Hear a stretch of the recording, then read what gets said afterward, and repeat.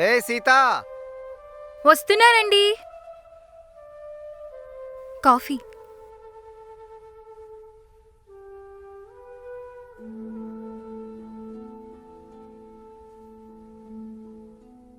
ఏమండి, మీకు ఫోన్ వస్తోంది. ఎవరే? మన రంగారావు అన్నయ్య గారండి. లిఫ్ట్ చేయకు, వాడికి కరోనా పాజిటివ్ వచ్చిందని మన కాళ్ళందరూ తెలిసిపోయింది. అయ్యో పాపం, హెల్ప్ కోసం కాల్ చేశాడేమో, ఒకసారి మాట్లాడండి. పాపమేంటి? పాప సహాయం చేస్తే ఆ రోగం మనకంటుకుంటే మన పరిస్థితి ఏంటి? కాల్ కట్ చేసి వాడి ఫోన్ నెంబర్ బ్లాక్ చేయి.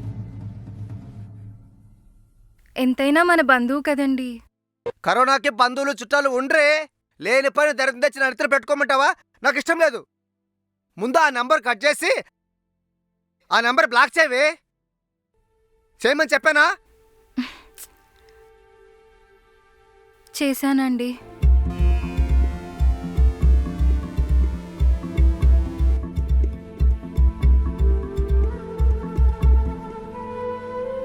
ఛీ!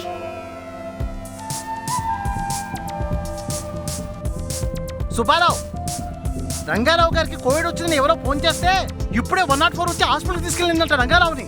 అవునా? ఆ, బేడా వదిలింది.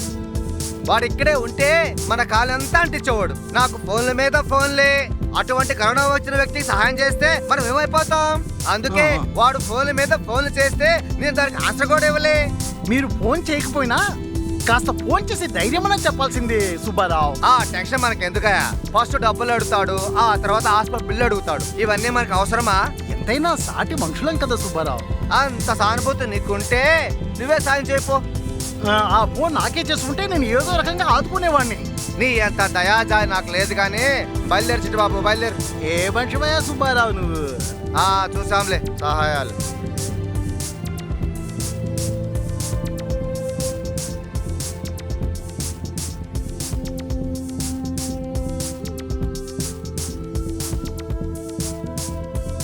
యావండి, ఆ దేవుడి దయ వల్ల మీకు కరోనా పూర్తిగా తగ్గిపోయింది.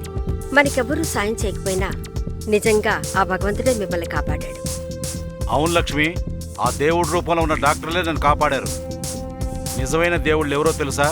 కరోనాకు భయపడకుండా మన వీధులను శుభ్రం చేసే పారిశుద్ధ్య కార్మికులు, భార్యా పిల్లలను కూడా చూసుకోకుండా అనుక్షణం మనల్ని కాపాడే పోలీసు వారు, కరోనా రోగులను పట్టుకొని వాళ్ళకి ట్రీట్మెంట్ చేస్తూ వాళ్ళు కోలుకునేలా ట్రీట్మెంట్ చేస్తూ ప్రాణదానం చేస్తున్న డాక్టర్లు, వీళ్ళందరూ ఈ కరోనా టైంలో నిజమైన దేవుళ్ళు. అవునండి, నిజంగా వాళ్ళకేమిచ్చినా వాళ్ళ రుణం తీర్చుకోలేమండి. అన్నట్టు మీకు ఈ విషయం తెలుసా? మన సుబ్బారావు అన్నయ్యకి కరోనా పాజిటివ్ వచ్చిందంట. డాక్టర్ల పర్యవేక్షణలో 10 రోజులు హాస్పిటల్లోనే ఉన్నారంట. అవునా? మనం వెంటనే వెళ్ళి మనం చేయవలసిన సహాయం చేద్దాం. కానీ మీకు బాగలేనప్పుడు కనీసం ఫోన్ కూడా లిఫ్ట్ చేయలేదు. మీకు తెలుసా? ఫోన్ తీస్తే మీ జబ్బు అతనికి ఎక్కడ వస్తుందోనని ముఖం చాటేశాడు. అటువంటి దుర్మార్గుడికి మీరు సాయం చేస్తారా? అది కాదు లక్ష్మి, పంతాలు పట్టింపులు కాదు, ప్రాణాలు కదా ముఖ్యం. అదే నేను చెప్తున్నానండి, మన ప్రాణాలు మనకు ముఖ్యం కదా. సర్లేండి, నాకు లోపల బోల్డంత పనుంది.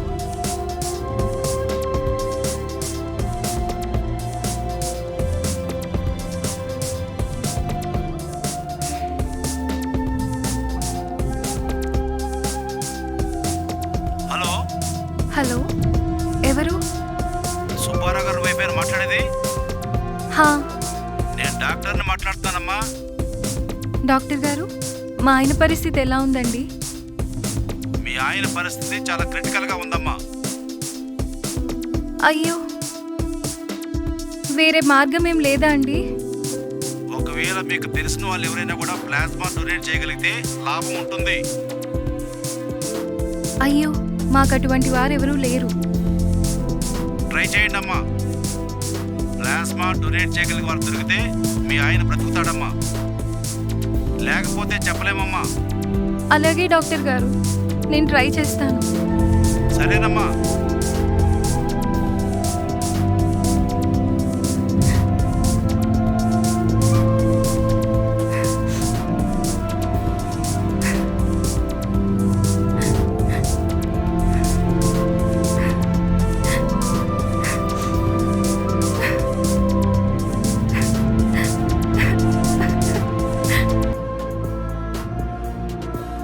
అన్నయ్య ఆ, హాస్పిటల్ నుంచి కాల్ వచ్చింది. అవును, ఎందుకు వచ్చింది? ఆయనకి ప్లాస్మా డోనర్ కావాలంట అన్నయ్య, లేదంటే కష్టం అవుతుందని డాక్టర్ గారు చెప్పారు. నువ్వు ఉండమ్మా, ఫోన్ చేస్తా. హలో హలో సార్, నేనే సార్. మన సుబ్బారావుకి కోవిడ్ వచ్చిందని విన్నాను. మీరు దానికి ఉండు. హలో సార్, నేనే సార్. సుబ్బారావుకి కోవిడ్ వచ్చిందని హాస్పిటల్కి వచ్చారని చెప్పారు.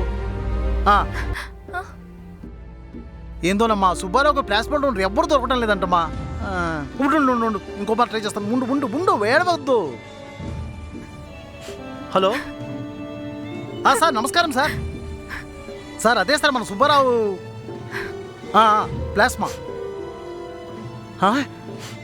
Sir thank you sir. మీరు దేవుడు కూడా గొప్ప సార్. అవును సార్. అమ్మా, ప్లాస్మా డోనర్ దొరికాడమ్మా. నేను వెళ్ళి ఆయన హాస్పిటల్కి తీసుకుని వస్తాను. నువ్వు ఏడకుండా లోపలికి వెళ్ళరా. ఓ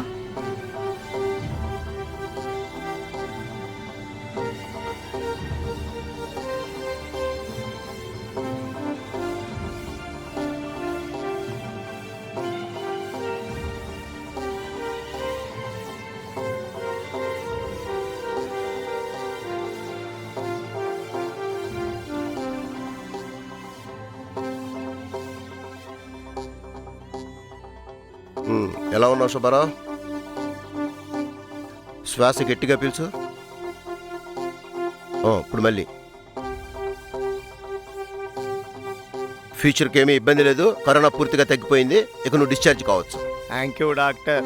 కరోనా బారి నుండి నన్ను రక్షించి నా భార్య పిల్లలను అనాథలు కాకుండా చేశారు. చూడు సుబ్బారావు, నువ్వు ఖర్చు పెట్టిన డబ్బుతో నువ్వు బతకలేదు. నీకు వ్యక్తి ప్లాస్మా దానం చేశాడు, దాంతో నువ్వు బతికావు. ఎవరు డాక్టర్? రంగారావు గారు. ఓ చిట్టిబాబు గారు, ఏంటండి విషయాలు? అంతా కులాసా కదా సార్? మీ ఆరోగ్యం బాగుంది కదా సార్? బాగుంది. అవును, సుబ్బారావుకి కరోనా వచ్చిందట కదా? అవును సార్, నేను కూడా అక్కడికి వెళ్తున్నాను. అవునా? అయితే పదండి, ప్లీజ్ నేను కూడా వస్తాను. రండి. ఎవరినైతే అంటురోగానే అసహించుకున్నావో అతనే నీకు ప్లాస్మా దానం చేసి నీ ప్రాణాన్ని నిలబెట్టాడు సుబ్బారావు.